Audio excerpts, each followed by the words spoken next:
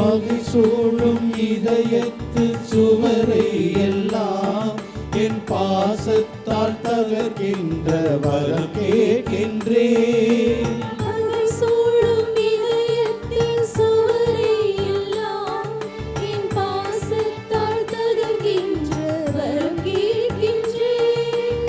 புகை சூழ்ந்து இருள் வாழும் மனதில் எல்லாம், புகை சூழ்ந்து இருள் வாழும் மனதில் எல்லாம் உன் பெயர் சொல்லி ஒளியேற்ற உனை கேட்கின்றேன். வரம் கேட்டு வருகின்றேன் இறைவா, என் குரல் கேட்டு அருளாயோ தலைவா. வரம் கேட்டு வருகின்றேன் இறைவா, என் குரல் கேட்டு அருள்வாயோ தலைவா.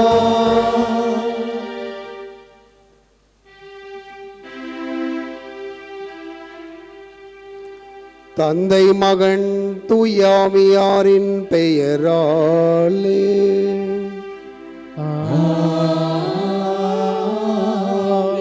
நம் ஆண்டவராகிய இயேசு கிறிஸ்துவின் அருளும் கடவுளின் அன்பும் தூய ஆவியானவரின் நட்புறவும் உங்கள் அனைவரோடும் இருப்பதாக.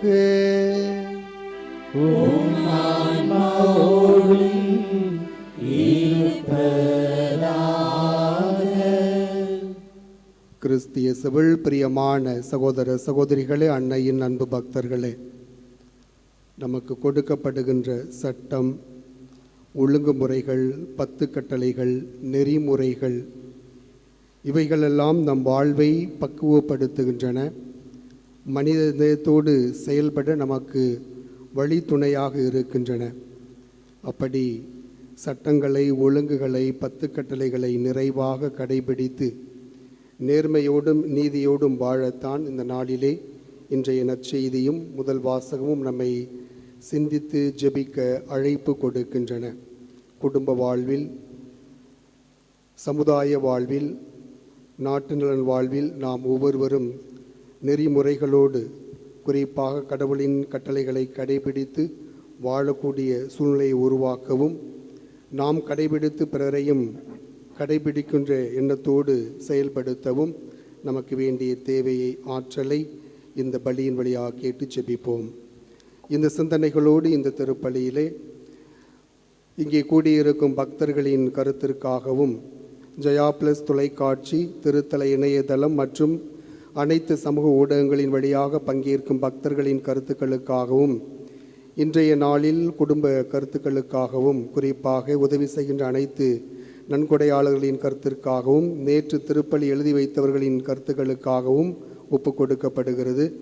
மேலும் இந்த ஒளிபரப்பை காணுகின்ற அனைத்து அன்னையின் பக்தர்களையும் இறைவன் நிறைவாக ஆசீர்வதிக்கவும் இப்பலியிலே மன்றாடுவோம்.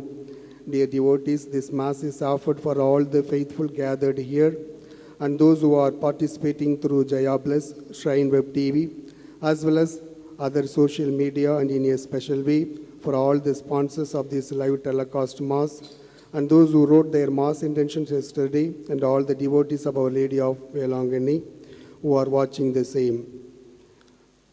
அன்னையின் அன்பு பக்தர்களை, இன்று நமது தஞ்சை மறைமாவட்ட ஆயர் மேதகு முனைவர் டி சகாயராஜ் அவர்கள் தனது பிறந்த நாளை கொண்டாடுகின்றார்கள். அவருக்காக சிறப்பாக ஜெபிப்போம். திருஹ்ருதய ஆண்டவரின் ஆசையும் ஆரோக்கிய அன்னையின் அரவணைப்பும் பரிந்துரையும் அவருக்கு எப்போதும் கிடைத்து இந்த தஞ்சை தல திரு அவையை நல்லாயின் இயேசுவின் பாதையில் வழிநடத்த வரவேண்டி அவருக்காக ஜெபிப்போம். Dear devotees of Our Lady of Good Health, Velangani, today our beloved Bishop of Tanjavur, His Excellency Most Reverend Dr. T. Sahayaraj, celebrates his birthday. Let us pray for him that he may guide and lead the faithful after the model of our Chief Shepherd, and let us vision and mission for the people and dies may come true. தூய மறை நிகழ்வுகளை கொண்டாட தகுதி பெறும் பொருட்டு பாவங்களை ஏற்றுக்கொள்வோம், மனமருந்துவோம்.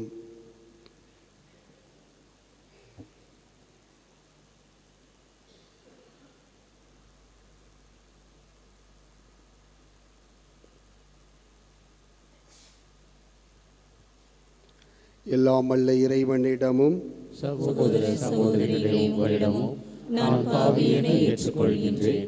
ஏனெனில் என் சிந்தனையாலும் சொல்லாலும் செயலாலும் கடமையில் தவறியதாலும் பாவங்கள் பல செய்தேன்.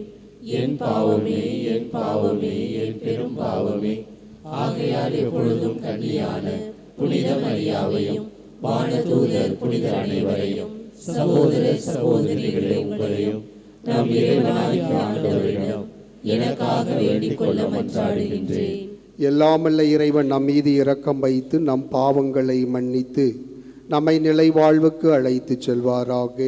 ஆமென்.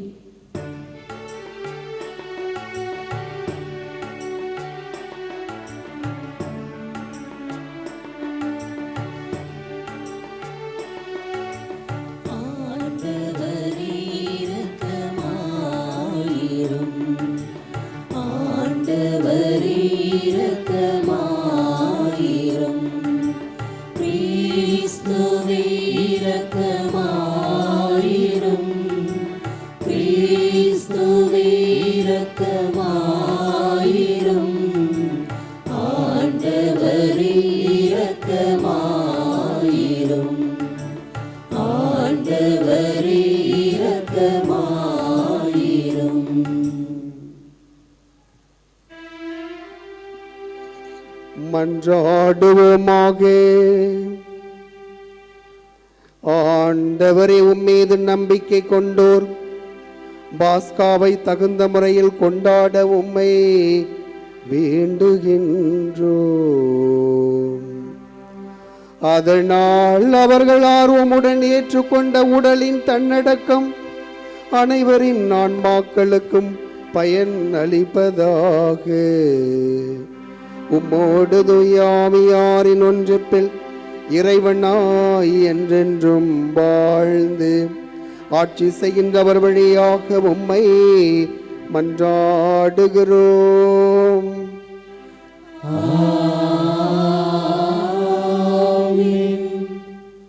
இறைவாக்கினர் எசேக்கியேல் நூலிலிருந்து முதல் வாசகம். தீயவரோ தாம் செய்த பாவங்கள் அனைத்தையும் விட்டு மனம் மாறி என் நேமங்கள் அனைத்தையும் கைக்கொண்டு நீதியையும் நேர்மையும் கடைபிடித்தால் அவர்கள் வாழ்வது உறுதி, அவர்கள் சாகார். அவர்கள் இழைத்த தவறுகள் அனைத்தும் அவர்களுக்கு எதிராக நியமிக்கப்படாது. அவர்கள் கடைபிடித்த நேர்மையின் பொருட்டு அவர்கள் வாழ்வர்.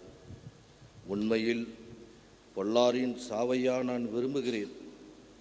அவர்கள் தம் வழியில் நின்று திரும்பி வாழ வேண்டும் என்பதென்றோ என் விருப்பம் என்கிறார் தலைவராகிய ஆண்டவர். நேரிய நடத்தையில் நின்று விலகி தவறிழைத்து பொல்லாரை போல் பொல்லாதவற்றை எல்லாம் செய்தால் அவர்கள் வாழ்வாரோ?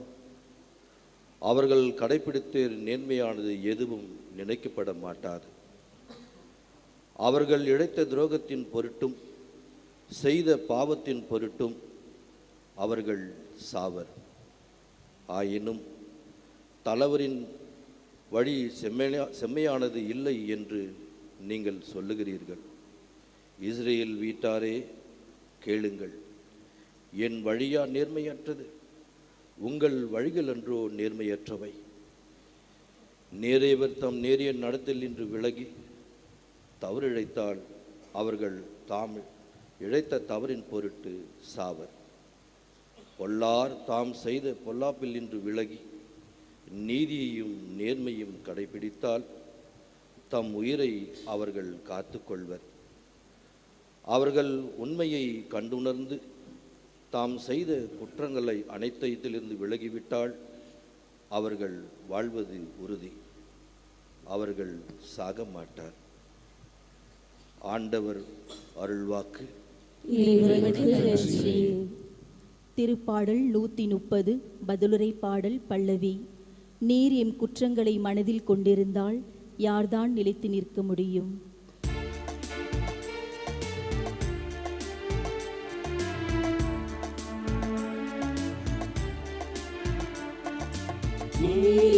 குற்றங்களை மனதில் கொண்டிருந்தால் யார்தான் நிலைத்து நிற்க முடியும்?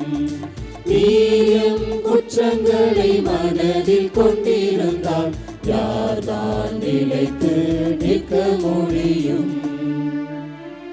ஆண்டவரை ஆழ்ந்த துயரத்தில் இருக்கும் நான் உம்மை நோக்கி மன்றாடுகின்றேன். ஆண்டவரே, என் மன்றாட்டுக்கு செவி சாய்த்தருளும். என் விண்ணப்ப குரலை உம்முடைய செவிகள் கவனத்துடன் கேட்கட்டும். ஆண்டவரே, நீர் என் குற்றங்களை மனதில் கொண்டிருந்தால் யார்தான் நிலைத்து நிற்க முடியும்? நீரும் குற்றங்களை மனதில் கொண்டிருந்தால் யார்தான் நிலைத்து நிற்க முடியும்? நீரும் குற்றங்களை மனதில் கொண்டிருந்தால் யார்தான் நிலைத்து நிற்க முடியும்? நீரோ மன்னிப்பு அளிப்பவர், மனிதரும் உமக்கு அஞ்சி நடப்பர். ஆண்டவருக்காக ஆவலுடன் நான் காத்திருக்கின்றேன். என் நெஞ்சம் காத்திருக்கின்றது. அவரது சொற்களுக்காக ஆவலுடன் காத்திருக்கின்றேன். நீரும் குற்றங்களை மனதில் கொண்டிருந்தால் யார்தான் நிலைத்து நிற்க முடியும்? நீரும் குற்றங்களை மனதில் கொண்டிருந்தால் யார்தான் நிலைத்து நிற்க முடியும்?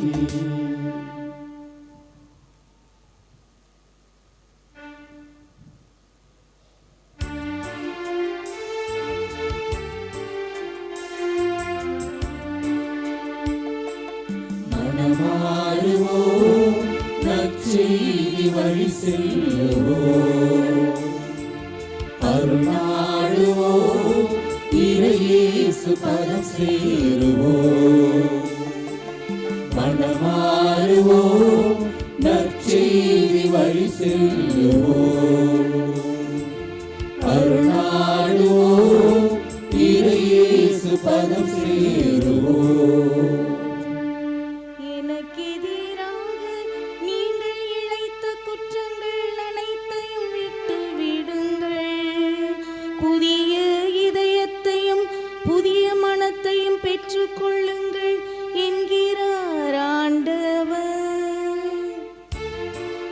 மனமாறுவோம், நற்செய்தி வழி செல்லுவோம். அருள்நாடுவோம், இறையேசு பதம் சேருவோம்.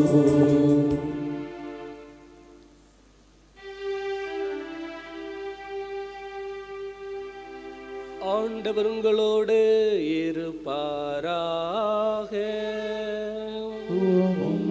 ஆன்மாவோடும் இருப்பாராக. புனித மத்தேயு எழுதிய பரிசுத்த நற்செய்தியிலிருந்து வாசகம். ஆண்டவரே, மாட்சி உமக்கே. அக்காலத்தில் இயேசு தம் சீடரை நோக்கி கூறியது: மறைநூல் அறிஞர் பரிசேயர் ஆகியோரின் நெறியை விட உங்கள் நெறி சிறந்திருக்கட்டும். இல்லையெனில் நீங்கள் விண்ணரசுக்குள் புக முடியாதென உறுதியாக உங்களுக்கு சொல்கிறேன். கொலை செய்யாதே, கொலை செய்கிறவர் எவரும் தண்டனை தீர்ப்புக்கு ஆளாவார் என்று முற்காலத்தவருக்கு கூறப்பட்டிருப்பதை கேள்விப்பட்டிருப்பீர்கள். ஆனால் நான் உங்களுக்கு சொல்கிறேன், தம் சகோதரர் சகோதரிகளும் சினம் கொள்கிறவர் தண்டனை தீர்ப்புக்கு ஆளாவார். தம் சகோதரியோ சகோதரியோ முட்டாள் என்பவர் தலைமை சங்க தீர்ப்புக்கு ஆளாவார். அறிவிலியே என்பவர் எரிநகரத்திற்கு ஆளாவார். ஆகையால் நீங்கள் உங்கள் காணிக்கையை பலிபீடத்தில் செலுத்த வரும் பொழுது உங்கள் சகோதரர் சகோதரிகள் எவருக்கும் உங்கள் மேல் ஏதோ மனத்தாங்கள் உண்டன அங்கே நினைவுற்றால் அங்கே பலிபீடத்தின் மீன் உங்கள் காணிக்கைகளை வைத்துவிட்டு போய் முதலில் அவரிடம் நல்லுறவு ஏற்படுத்தி கொள்ளுங்கள். பின்பு வந்து உங்கள் காணிக்கையை செலுத்துங்கள். உங்கள் எதிரி உங்களை நீதிமன்றத்திற்கு கூட்டி செல்லும் பொழுது வழியிலே அவருடன் விரைவாக உடன்பாடு செய்து கொள்ளுங்கள். இல்லையில் உங்கள் எதிரி நடுவரிடம் உங்களை ஒப்படைப்பார். நடுவர் காவலிடம் ஒப்படைக்க நீங்கள் சிறையில் அடைக்கப்படுவீர்கள். கடைசி காசு வரை திருப்பி செலுத்தாமல் அங்கிருந்து வெளியேற மாட்டீர்கள் என உறுதியாக உங்களுக்கு சொல்கிறேன்.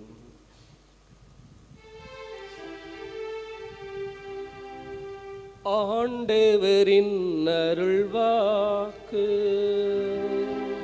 கிறிஸ்துவே உமக்கு புகழ்.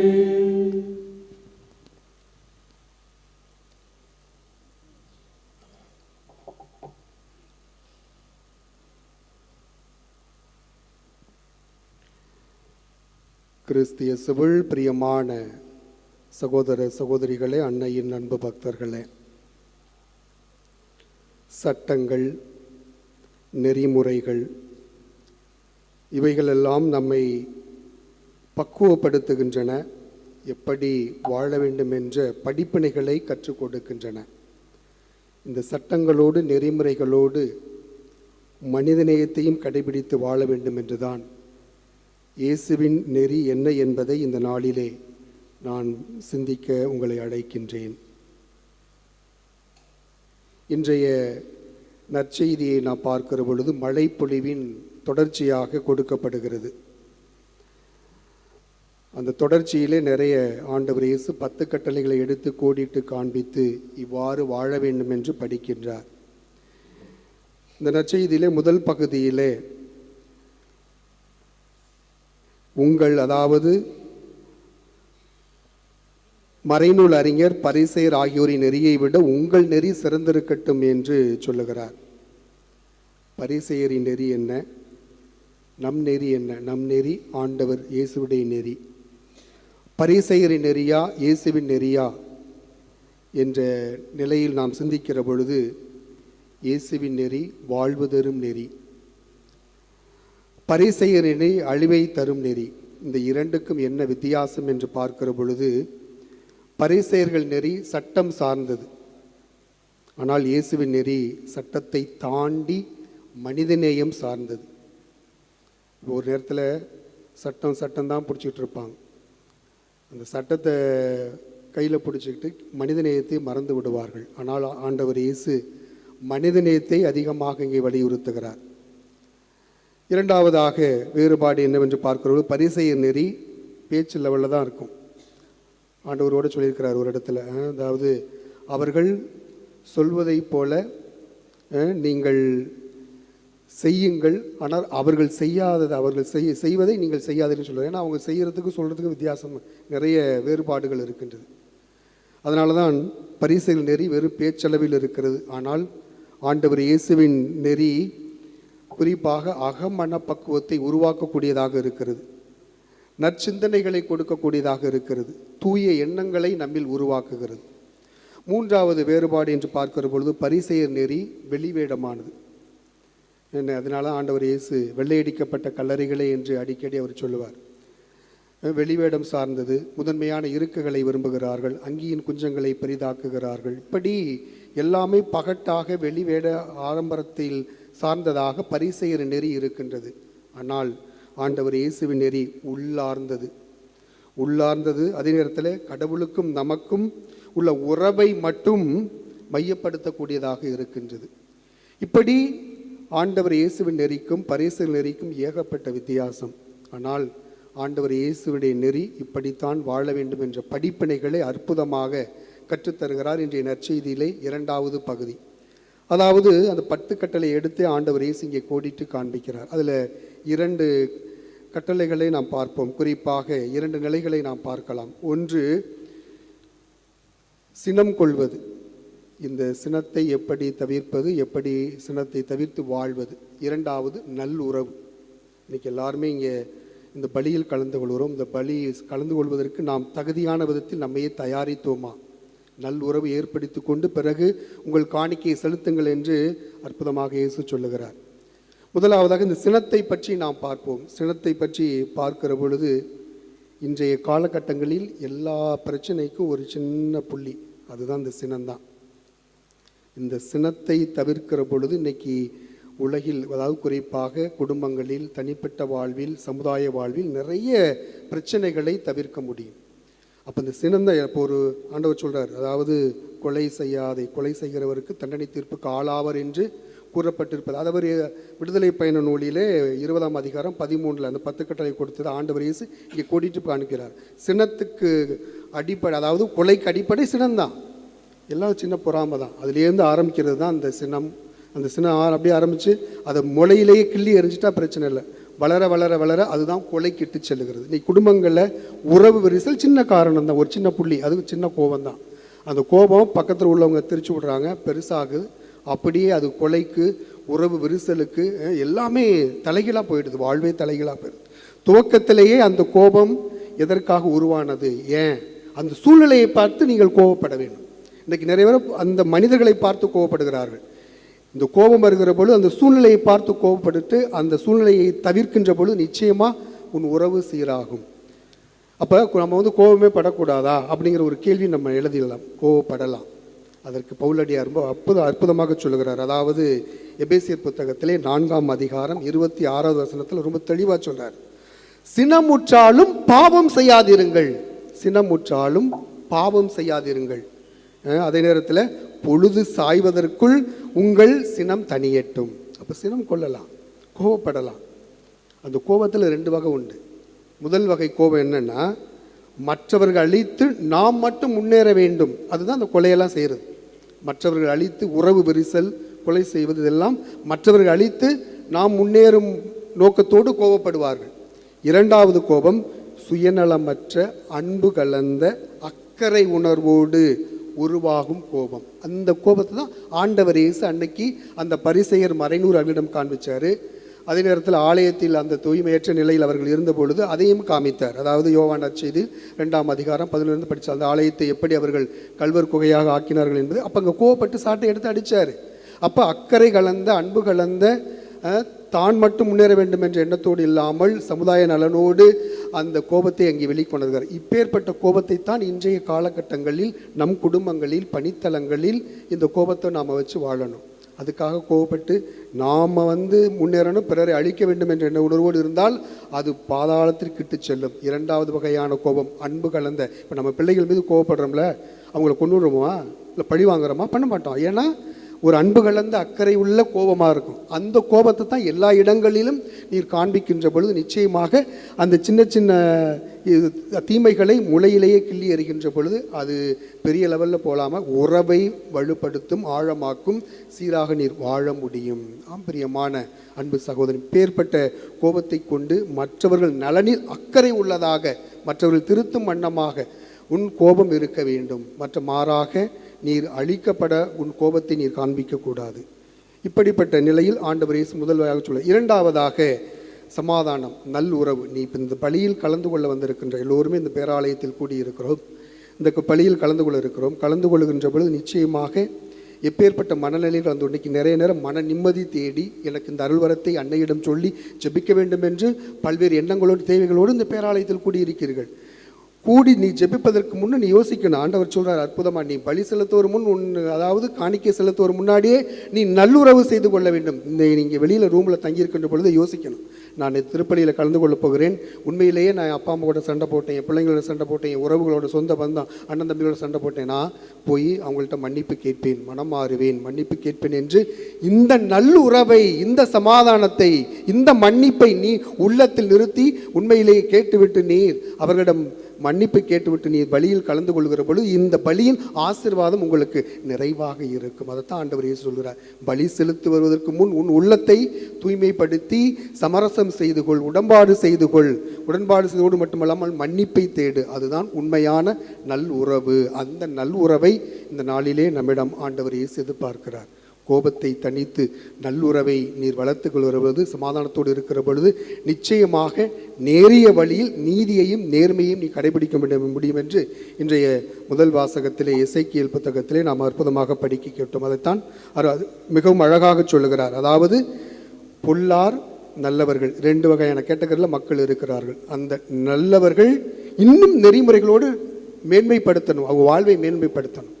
அதே நேரத்திலே பொல்லார் தன் தீய செயல்களை நினைத்து மனம் மாறி நீதியையும் நேர்மையும் கடைபிடிக்கின்ற பொழுது நிச்சயமாக நல்லுறவோடு நீர் இருக்க முடியும், வாழ முடியும். அப்படி வாழ்கின்ற பொழுது நிச்சயமாக உன்னுடைய வாழ்வு உறுதியான வாழ்வு, நீ சாக மாட்டாய். மன உறுதியான வாழ்வு, நம்பிக்கை நிறைந்த வாழ்வு உனக்கு கொடுக்கப்படும் என்று எசேக்கியேல் அது இறைவாக்கினர் சொல்வதை இன்று நமக்கும் சொல்லுகிறார். ஆம் பிரியமான சகோதர சகோதரிகளே, இன்றைய காலகட்டங்களில் குடும்ப வாழ்வில், பணி வாழ்வில், பல்வேறு சூழ்நிலைகளில் நாம் கோபப்படுகிறோம். இந்த கோபத்தினால் உறவு விரிசல் நிறைய உருவாகுது. சின்ன உட்காந்து நம்ம கொஞ்ச நேரம் யோசிச்சு பார்த்தாவே தெரியும் எதற்காக நாம் கோபப்படுகிறோம், எதற்காக நாம் சினம் கொள்ளுகிறோம், ஏன் எதற்காக. உண்மையிலேயே இந்த சினம் கொள்வது என்னுடைய வளர்ச்சிக்கும் பிறருடைய வளர்ச்சிக்கும் உறுதுணையாக இருக்கிறதா என்பதை நீ ஆராய்ந்து பிறருடைய வளர்ச்சிக்கு உதவும் வண்ணமாக, பிறர் மீது அக்கறை கொள்ளும் வண்ணமாக அந்த கோபம் அவர்களை வளர்ச்சி அடைய செய்ய வேண்டும். ஆன்மீகத்திலும் சரி, தனிப்பட்ட வாழ்விலும் சரி, சமுதாய வாழ்விலும் அவர்கள் பக்குவப்பட வேண்டும், வளர்ச்சி அடைய வேண்டும். அதுதான் உண்மையான கோபம். அந்த கோபம் மாலைக்குள் மறைந்து விட வேண்டும் என்று பவுலடியார் சொல்கிறார். மாலைக்குள் மறைந்து விட வேண்டும். அப்படி அது மறக்கப்படவில்லை என்றால் அது உறவு விரிசலுக்கு இட்டு செல்லும். அதே நேரத்தில் சமாதானமற்ற தன்மை நிலவும், இன்னும் பாவத்திற்கு மேல் பாவத்தை செய்யக்கூடிய சூழ்நிலை உருவாகும். இப்படி எல்லா இடங்களிலும் குடும்ப வாழ்வில், பணி வாழ்வில் இந்த சினத்தை களைந்து உண்மையிலேயே நல் உறவு ஏற்படுத்தி கொள்ளும் வண்ணமாக நம்முடைய செயல்பாடுகள், பேச்சுக்களை அமைத்து கொள்ள நமக்கு வேண்டிய தேவையை, ஆற்றலை, மனப்பக்குவத்தை அன்னை வழியாக தொடர்ந்து இந்த பலியிலே கேட்டு செபிப்போம். ஆமீன்.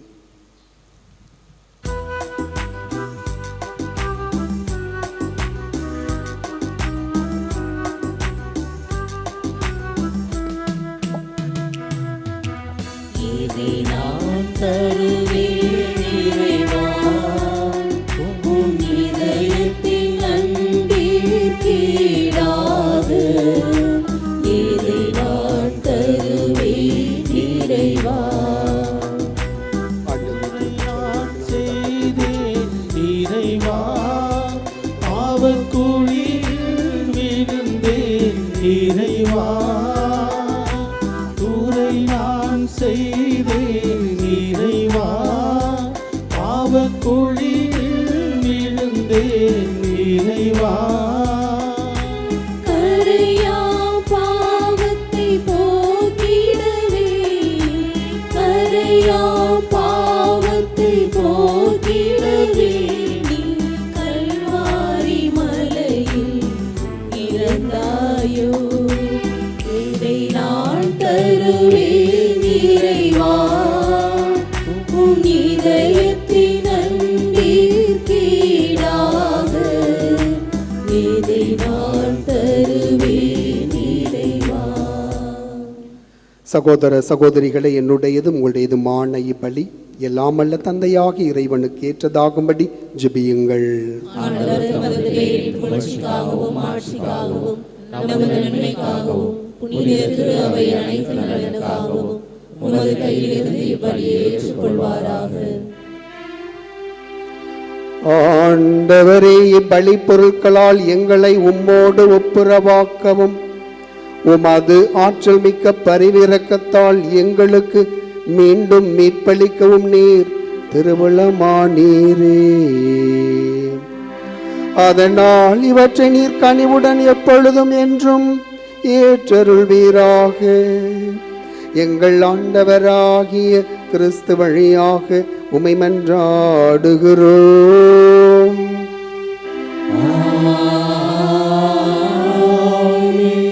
ஆண்டவர் உங்களோடு இருப்பாராக.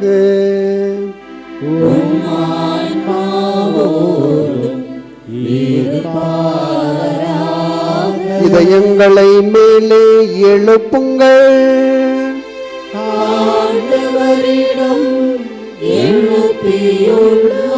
நம் இறைவனாகிய ஆண்டவருக்கு நன்றி கூறுவோம். அது தகுதியும் நீதியுமானதே. ஆண்டவரே, தூயவரான தந்தையே, என்றும் உள்ள எல்லாம் அல்ல இறைவா, எந்நாளும் எவ்விடத்திலும் நாங்கள் உமக்கு நன்றி செலுத்துவது மெய்யாகவே தகுதியும் நீதியும் ஆகும். எங்கள் கடமையும் மீட்புக்குரிய செயலுமாகும். எங்கள் தவ முயற்சிகளால் நாங்கள் உமக்கு நன்றி செலுத்தவும், எங்கள் ஆணவத்தை தளர்த்தவும், ஏழைகளுக்கு உணவளிக்கவும், இவ்வாறு உமது கனிவிரக்கத்தை பின்பற்றவும் நீர் திருவுளமானீர். ஆகவே எண்ணற்ற வானதரோடு சேர்ந்து நாங்களும் உம்மை போற்றி புகழ்ந்தேத்தி ஒரே குரலாய் அக்களித்து பாடுவதாவது: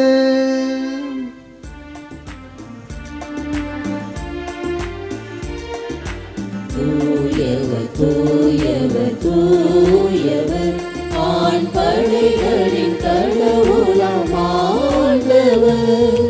விண்ணகமும் மண்ணகமும் உமது மாட்சியால் நிறைந்துள்ளன.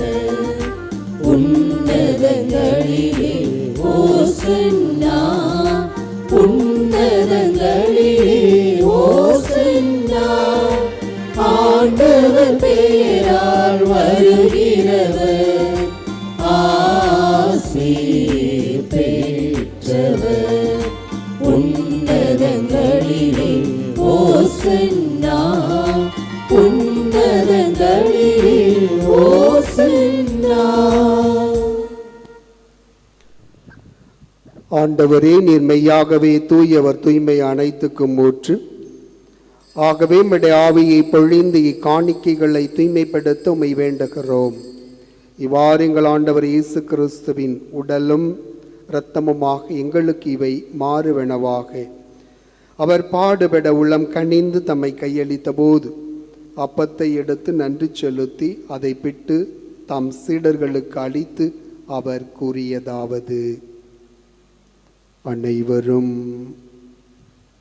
இதிலிருந்து பெற்று உண்ணுங்கள், ஏனெனில் இது உங்களுக்காக கையளிக்கப்படும் என் உடல்.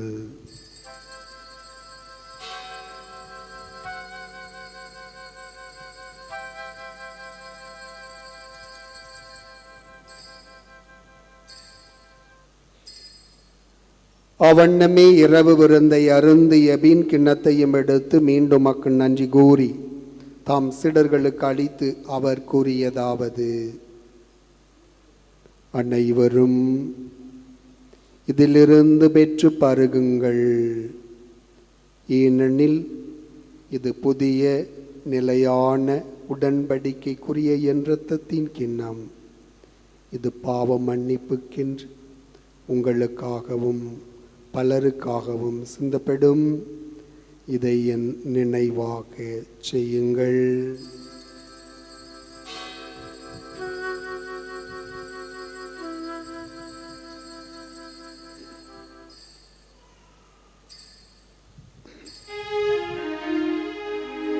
நம்பிக்கையின் மறைபொருள்: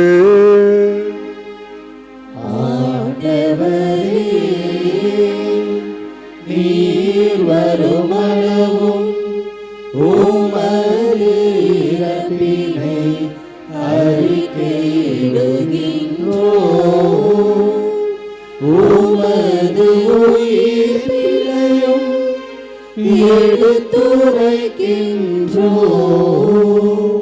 ஆகவே ஆண்டவரே, நாங்கள் கிறிஸ்துவின் இறப்பினையும் உயிர்ப்பினையும் நினைவு கூர்ந்து வாழ்வு தரும் அப்பத்தையும் மீட்பளிக்கும் கிண்ணத்தையும் உமக்கு ஒப்புக் கொடுக்கின்றோம். உம் திறமன்று ஊழியம் புரிய தகுந்தவர்களை ஏற்றுக்கொண்டு, எனவே நாங்கள் உமக்கு நன்றி செலுத்துகிறோம்.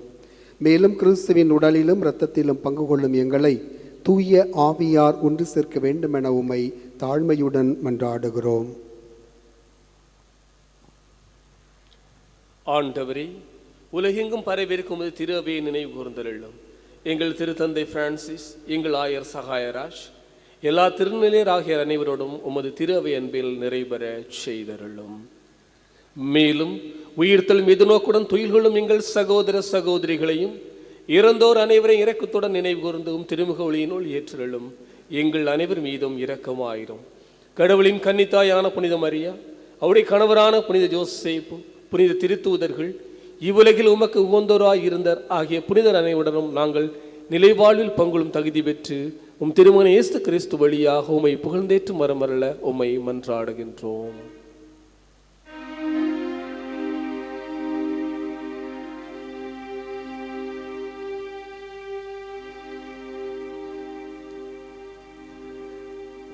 இவர் வழியாக இவரோடு இவரில் எல்லாம் அல்ல இறைவனாகிய தந்தையே தூய ஆவியாரின் ஒன்றிப்பில் எல்லா புகழும் ஆட்சியும் என்றென்றும் உமக்கு உரியதே.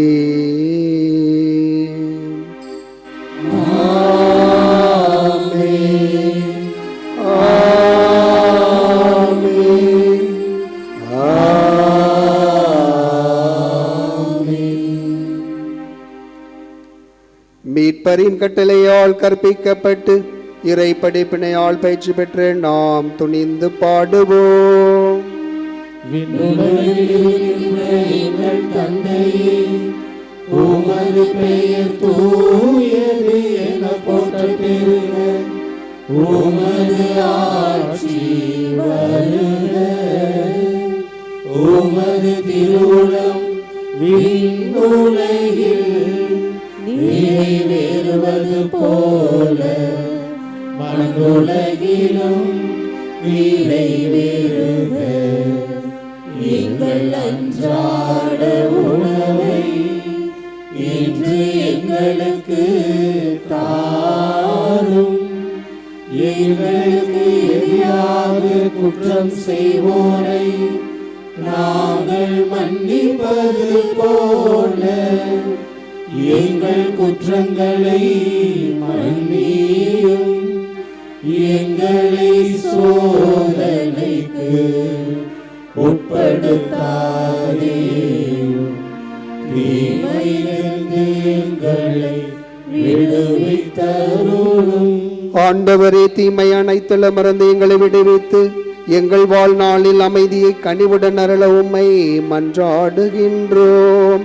உமது இரக்கத்தின் உதவியால் நாங்கள் பாவத்திலிருந்து எப்போதும் விடுதலை பெற்று யாதொரு கலக்கமும் இன்றி நலமாயிருப்போமாக. நாங்கள் எதிர்நோக்கி இருக்கும் பேரின்பத்திற்காகவும் எம் மீட்பராகிய இயேசு கிறிஸ்துவின் இரண்டாம் வருகைக்காகவும் காத்திருக்கின்றோம். ஆட்சியும் வல்லமையும் மாட்சியும் என்றென்றும் உமதே. ஆண்டவர் இயேசு கிறிஸ்துவை அமைதியை உங்களுக்கு விட்டுச் செல்கிறேன், அமைதியை உங்களுக்கு அளிக்கின்றேன் என்று உம் திருத்தூதர்களுக்கு முடிந்தீரே. எங்கள் பாவங்களை பாராமல் உமது திரு அவையின் நம்பிக்கையை கண்ணோக்கி உமது திருவுளத்திற்கு ஏற்பதற்கு அமைதியையும் ஒற்றுமையையும் அளித்தருள்வீராக. என்றென்றும் வாழ்ந்து ஆட்சி செய்கின்றவர் நீரே. ஆண்டவருடைய அமைதி என்றும் உங்களோடு இருப்பதாக. ஒருவருக்கொருவர் இயேசு ஆண்டவர் கொடுத்த அமைதியை, அந்த சமாதானத்தை பகிர்ந்து மகிழ்வோம். அமைதி. உலகின் பாவங்களை போக்கும் இறைவனின் செம்மறியே, எங்கள் மேல் இரக்கமாயிரும். உலகின் பாவங்களை போக்கும் இறைவனின் செம்மறியே, எங்கள் மேல் இரக்கமாயிரும். உலகின் பாவங்களை போக்கும் இறைவனின் செம்மறியே, எங்களுக்கு அமைதியை அளித்தருளும். இதோ இறைவனின் செம்மறி, இதோ உலகின் பாவங்களை போக்குகின்றவர். இவர் கற்றுக் கொடுத்த நியமங்களை, நெறிமுறைகளை நாமும் கடைபிடித்து வாழ்ந்து சான்று பகர அழைக்கின்ற அன்பு ஆண்டவர். இவருடைய திருவிருந்துக்கு அழைக்கப்பெற்ற நாம் அனைவரும் பேறு பெற்றோர்.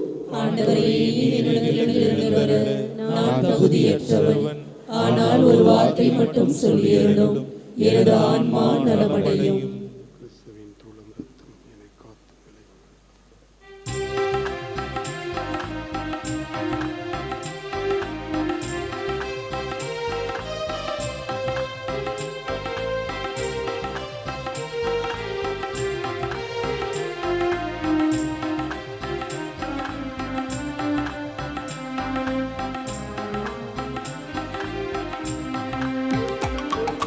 செந்தமிழில் உந்தன் புகழ் எழுதி நான் பாடிடுவேன் இறைவா. என் சிந்தனையில் நீ இருந்து வாழ எழுந்தருள்வாய் இறைவா. என்னில் எழுந்தருள்வாய் தலைவா. சிந்தமிழில் உந்தன் புகழ் எழுதி நான் பாடிடுவேன் இறைவா. என் சிந்தனையில் நீ இருந்து வாழ எழுந்தருள்வாய் தலைவா. என்னில் எழுந்தருள்வாய் தலைவா.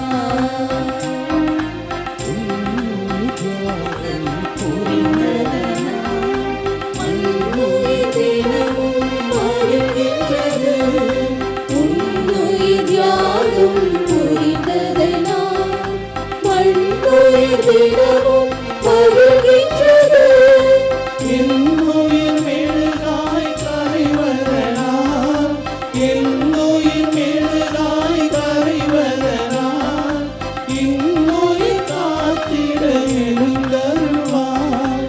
இன்னுயிர் காத்திட எழுந்தருள்வாய். செந்தமிழில் உந்தன் புகழ் எழுதி நான் பாடிடுவேன் இறைவா. என் சிந்தனையில் நீ இருந்து வாழ எழுந்தருள்வாய் இறைவா. என்னில் எழுந்தருள்வாய் தலைவா.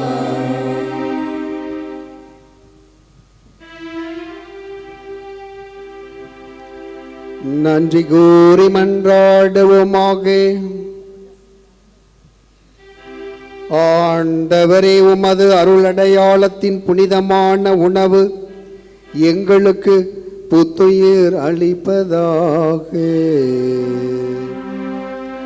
பழைய பாவ நிலையிலிருந்து தூய்மை பெற்று மீட்பளிக்கும் மறை நிகழ்வின் பங்கேற்பாளராக அது எங்களை மாற்றுவதாக.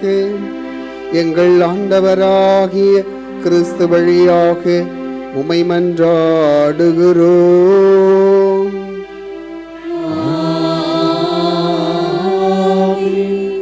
ஆண்டவர் உங்களோடு இருப்பாராக.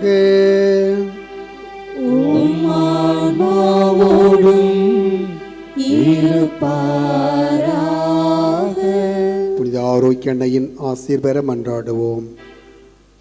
ஆற்றலும் அன்புமிக்க இயேசுவை கையிலேந்தி காலமெல்லாம் கடலோரம் காத்திருக்கும் புனித ஆரோக்கிய அன்னையே, இப்பேராலயத்தில் கூடியிருக்கும் பக்தர்கள் மற்றும் இணையதளம் சமூக ஊடகங்கள் வழியாக பங்கேற்கும் அனைவரையும் ஆசிர்வதியும். இவர்களின் மனம் சோர்ந்து போகும்போது பால்கார பாலகனின் பால் குடத்தை பொங்கச் செய்தது போல இவர்களின் மனங்களை மகிழ்ச்சியால் பொங்க வையும். இவர்கள் தோல்வியால் துவண்டு போகும்போது நடக்க இயலாத சிறுவனை நடக்க வைத்தது போல இவர்களையும் எழுந்து நடக்க வையும். இவர்கள் துன்பக்கடலில் தத்தளித்து தடுமாறும் போது போர்ச்சுகீசிய மாலுமிகளை கரை சேர்த்தது போல இவர்களையும் கரை சேர்த்தரலும். வரம் பெற்று தரும் புனித ஆரோக்கிய அன்னையின் ஆசீர் உங்களோடு என்றும் தங்குவதாக. May Jesus touch you and heal you through the loving hands of his dear mother, Our Lady of Elankani.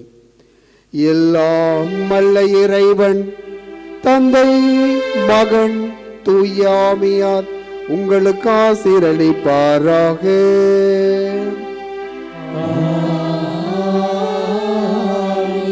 சென்று வாருங்கள், திருப்பலி நிறைவேறிற்று.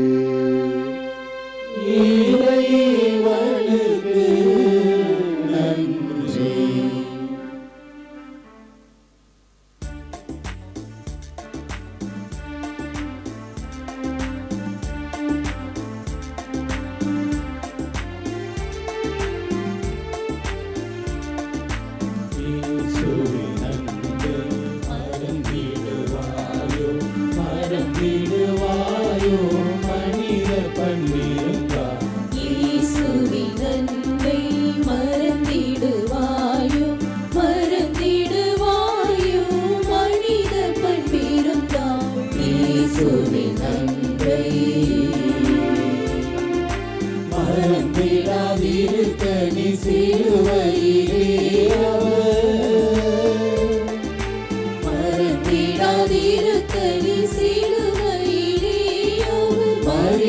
தொங்கிடும் காட்சி மனதில் இல்லாதோ இயேசுவின் அன்பை மறந்திடுவாயோ மறந்திடுவாயோ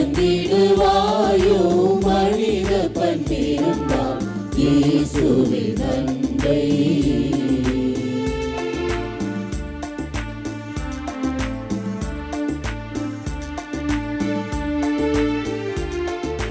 அளவில்லா அன்பு அதிசய அன்பு ஆழமகலம் நீளும் எல்லை காணா அன்பு அளவில்லா அன்பு அதிசய அன்பு ஆழமகலம் நீளம் எல்லை காணா அன்பு களங்கமில்லா அன்பு கருணை சிறன்பு